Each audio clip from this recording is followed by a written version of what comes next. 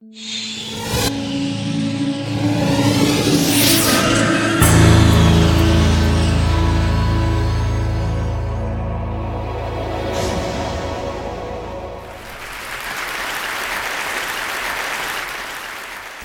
do you explain when things don't go as we assume?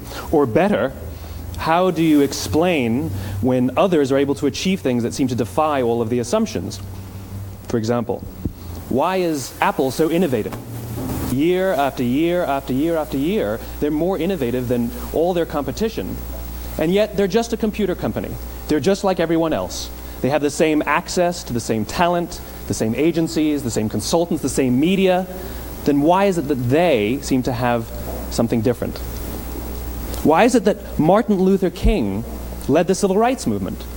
He wasn't the only man who suffered in a pre-civil rights America, and he certainly wasn't the only great orator of the day. Why him? And why is it that the Wright brothers were able to figure out controlled powered manned flight when there were certainly other teams who were better qualified, better funded, and they didn't achieve powered manned flight, and the Wright brothers beat them to it? There's something else at play here. About 3.5 years ago, I made a discovery, and this discovery profoundly changed my view on how I thought the world worked, and it even profoundly changed the way in which I operate in it. As it turns out, there's a pattern. As it turns out, all the great and inspiring leaders and organizations in the world, whether it's Apple or Martin Luther King or the Wright brothers, they all think, act, and communicate the exact same way, and it's the complete opposite to everyone else. All I did was codify it. And it's probably the world's simplest idea. I call it the golden circle.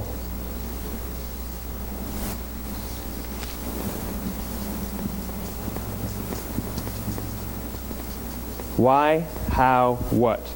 This little idea explains why some organizations and some leaders are able to inspire where others aren't. Let me define the terms really quickly. Every single person, every single organization on the planet knows what they do, 100%. Some know how they do it, whether you call it your differentiating value proposition or your proprietary process or your USP. But very, very few people or organizations know why they do what they do. And by why, I don't mean to make a profit. That's a result. It's always a result. By why, I mean what's your purpose? What's your cause? What's your belief?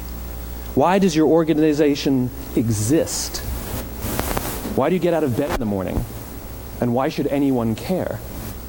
Well, as a result, the way we think, the way we act, the way we communicate is from the outside in. It's obvious. We go from the clearest thing to the fuzziest thing. But the inspired leaders and the inspired organizations, regardless of their size, regardless of their industry, all think, act, and communicate from the inside out. Let me give you an example. I use Apple because they're easy to understand and everybody gets it. If Apple were like everyone else, a marketing message from them might sound like this. We make great computers. They're beautifully designed, simple to use, and user-friendly. Want to buy one? Meh. And that's how most of us communicate. That's how most marketing is done, that's how most sales is done, and that's how most of us communicate interpersonally. We say what we do, we say how we're different or how we're better, and we expect some sort of behavior, a purchase, a vote, something like that. Here's our new law firm. We have the best lawyers with the biggest clients. We have, we always perform for our clients, do business with us. Here's our new car. It gets great gas mileage. It has, leather seats. Buy our car. But it's uninspiring. Here's how Apple actually communicates. Everything we do, we believe in challenging the status quo. We believe in thinking differently. The way we challenge the status quo is by making our products beautifully designed, simple to use, and user-friendly. We just happen to make great computers. Want to buy one? Totally different, right? You're ready to buy a computer from me. All I did was reverse the order of the information. What it proves to us is that people don't buy what you do, people buy why you do it. People don't buy what you do, they buy why you do it. This explains why every single person in this room is perfectly comfortable buying a computer from Apple. But we're also perfectly comfortable buying an MP3 player from Apple, or a phone from Apple, or a DVR from Apple.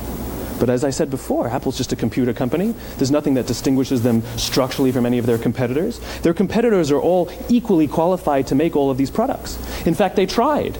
A few years ago, Gateway came out with flat-screen TVs. They're eminently qualified to make flat-screen TVs. They've been making flat-screen monitors for years. Nobody bought one. And Dell came out with MP3 players and PDAs. And they make great quality products, and they can make perfectly well-designed products, and nobody bought one. In fact, talking about it now, we can't even imagine buying an MP3 player from Dell. Why would you buy an MP3 player from a computer company? But we do it every day. People don't buy what you do, they buy why you do it. The goal is not to do business with everybody who needs what you have. The goal is to do business with people who believe what you believe. Here's the best part. None of what I'm telling you is my opinion. It's all grounded in the tenets of biology, not psychology, biology. If you look at a cross-section of the human brain, looking from the top down, what you see is the human brain is actually broken into three major components that correlate perfectly with the golden circle. Our newest brain, our Homo sapien brain, our neocortex, corresponds with the what level. The neocortex is responsible for all of our rational and analytical thought and language. The middle two sections make up our limbic brains, and our limbic brains are responsible for all of our feelings, like trust and loyalty. It's also responsible for all human behavior, all decision-making, and it has no capacity for language. In other words, when we communicate from the outside in, yes, people can understand vast amounts of complicated information like features and benefits and facts and figures. It just doesn't drive behavior. When we communicate from the inside out, we're talking directly to the part of the brain that controls behavior, and then we allow people to rationalize it with the tangible things we say and do. This is where gut decisions come from. You know, sometimes you can give somebody all the facts and your figures, and they say, I know what all the facts and details say, but it just doesn't feel right. Why would we use that verb? It doesn't feel right.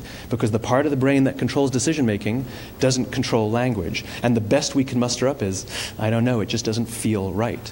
Or sometimes you say you're leading with your heart or you're leading with your soul. Well, I hate to break it to you, those aren't other body parts controlling your behavior. It's all happening here in your limbic brain, the part of the brain that controls decision-making and not language. But if you don't know why you do what you do, and people respond to why you do what you do, then how will you ever get people to vote for you or buy something from you, or more importantly, be loyal and want to be a part of what it is that you do? Again, the goal is not just to sell people who need what you have. The goal is to sell to people who believe what you believe. The goal is not just to hire people who need a job. It's to hire people who believe what you believe. I always say that, you know, there's if you hire people just because they can do a job, they'll work for your money. But if you hire people who believe what you believe, they work for you with blood and sweat and tears. And nowhere else is there a better example of this than with the Wright brothers. Most people don't know about Samuel Pierpont Langley. And back in the early 20th century, the pursuit of powered man flight was like the dot-com of the day. Everybody was trying it. And Samuel Pierpont Langley had what we assume to be the recipe for success. I mean, even now, you ask people, why did your product or why did your company fail? And people always give you the same permutation of the same three things. Undercapitalized, the wrong people, bad market conditions. It's always the same three things. So let's explore that. Samuel Pierpont Langley was given $50,000 by the War Department to figure out this flying machine. Money was no problem. He held a seat at Harvard and worked at the Smithsonian and was extremely well connected. He knew all the big minds of the day.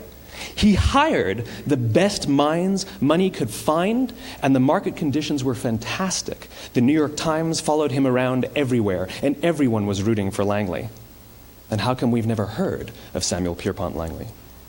A few hundred miles away in Dayton, Ohio, Orville and Wilbur Wright. They had none of what we consider to be the recipe for success. They had no money. They paid for their dream with the proceeds from their bicycle shop. Not a single person on the Wright brothers' team had a college education, not even Orville or Wilbur. And the New York Times followed them around nowhere. The difference was Orville and Wilbur were driven by a cause, by a purpose, by a belief. They believed that if they could figure out this flying machine, it'll change the course of the world. Samuel Pierpont Langley was different. He wanted to be rich and he wanted to be famous. He was in pursuit of the result. He was in pursuit of the riches. And lo and behold, look what happened. The people who believed in the Wright brothers' dream worked with them with blood and sweat and tears. The others just worked for the paycheck. And they tell stories of how every time the Wright brothers went out, they would have to take 5 sets of parts because that's how many times they would crash before they came in for supper. And eventually, on December 17th, 1903, the Wright brothers took flight. And no one was there to even experience it. We found out about it a few days later. And further proof that Langley was motivated by the wrong thing, the day the Wright brothers took flight, he quit. He could have said, "That's an amazing discovery, guys, and I will improve upon your technology." But he didn't. He wasn't first. He didn't get rich. He didn't get famous. So he quit. People don't buy what you do, they buy why you do it. And if you talk about what you believe, you will attract those who believe what you believe. Well, why is it important to attract those who believe what you believe? Something called the law of diffusion of innovation. And if you don't know the law, you definitely know the terminology. The first 2.5% of our population are our innovators. The next 13.5% of our population are our early adopters. The next 34% are your early majority, your late majority, and your laggards. The only reason these people buy touch-tone phones is because you can't buy rotary phones anymore. We all sit at various places at various times on the scale, but what the law of diffusion of innovation tells us is that if you want mass market success or mass market acceptance of an idea, you cannot have it until you achieve this tipping point between 15 and 18% market penetration, and then the system tips. And I love asking businesses, what's your conversion on new business? And they love to tell you, oh, it's about 10%, proudly. Well, you can trip over 10% of the customers. We all have about 10% who just get it. That's how we describe them, right? That's like that gut feeling, oh, they just get it. The problem is, how do you find the ones that just get it before you're doing business with them versus the ones who don't get it? So it's this here, this little gap, that you have to close, as Geoffrey Moore calls it, crossing the chasm. Because you see, the early majority will not try something until someone else has tried it first. And these guys, the innovators and the early adopters, they're comfortable making those gut decisions. They're more comfortable making those intuitive decisions that are driven by what they believe about the world and not just what product is available. These are the people who stood online for 6 hours to buy an iPhone when they first came out, when you could have just walked into the store the next week and bought one off the shelf. These are the people who spent $40,000 on flat-screen TVs when they first came out, even though the technology was substandard. And by the way, they didn't do it because the technology was so great. They did it for themselves. It's because they wanted to be first. People don't buy what you do, they buy why you do it. And what you do simply proves what you believe. In fact, people will do the things that prove what they believe. The reason that person bought the iPhone in the first 6 hours, or stood in line for 6 hours, was because of what they believed about the world and how they wanted everybody to see them. They were first. People don't buy what you do, they buy why you do it. So let me give you a famous example, a famous failure and a famous success of the law of diffusion of innovation. First, the famous failure. It's a commercial example. As we said before a second ago, the recipe for success is money and the right people and the right marketing conditions, right? You should have success then. Look at TiVo. From the time TiVo came out about 8 or 9 years ago to this current day, they are the single highest quality product on the market. Hands down, there is no dispute. They were extremely well funded. Market conditions were fantastic. I mean, we use TiVo as a verb. I TiVo stuff on my piece of junk Time Warner DVR all the time. But TiVo is a commercial failure. They've never made money. And when they went IPO, their stock was at about $30 or $40 and then plummeted, and it's never traded above 10. In fact, I don't think it's even traded above 6, except for a couple of little spikes. Because you see, when TiVo launched their product, they told us all what they had. They said, we have a product that pauses live TV, skips commercials, rewinds live TV, and memorizes your viewing habits without you even asking. And the cynical majority said, we don't believe you, we don't need it, we don't like it, you're scaring us. What if they had said, if you're the kind of person who likes to have total control over every aspect of your life, boy, do we have a product for you. It pauses live TV, skips commercials, memorizes your viewing habits, etc., etc. People don't buy what you do, they buy why you do it, and what you do simply serves as the proof of what you believe. Now let me give you a successful example of the law of diffusion of innovation. In the summer of 1963, 250,000 people showed up on the Mall in Washington to hear Dr. King speak. They sent out no invitations, and there was no website to check the date. How do you do that? Well, Dr. King wasn't the only man in America who was a great orator. He wasn't the only man in America who suffered in a pre-civil rights America. In fact, some of his ideas were bad. But he had a gift. He didn't go around telling people what needed to change in America. He went around and told people what he believed. I believe, I believe, I believe, he told people. And people who believed what he believed took his cause and they made it their own, and they told people. And some of those people created structures to get the word out to even more people. And lo and behold, 250,000 people showed up on the right day, on the right time to hear him speak.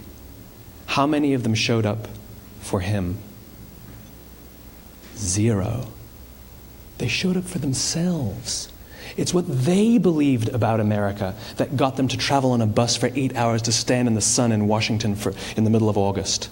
It's what they believed. And it wasn't about black versus white. 25% of the audience was white. Dr. King believed that there are 2 types of laws in this world, those that are made by a higher authority and those that are made by man. And not until all the laws that are made by man are consistent with the laws that are made by the higher authority will we live in a just world. It just so happens that the civil rights movement was the perfect thing to help him bring his cause to life. We followed him not for him, but for ourselves. And by the way, he gave the I have a dream speech, not the I have a plan speech. Listen to politicians now with their comprehensive 12-point plans. They're not inspiring anybody. Because there are leaders and there are those who lead. Leaders hold a position of power or authority, but those who lead inspire us. Whether they're individuals or organizations, we follow those who lead not because we have to, but because we want to. We follow those who lead not for them, but for ourselves. And it's those who start with why that have the ability to inspire those around them or find others who inspire them. Thank you very much.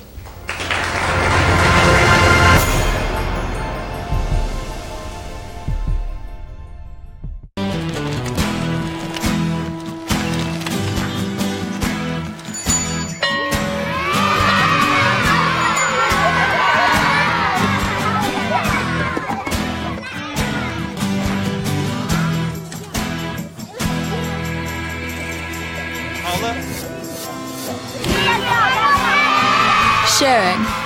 That's video on the Human Network.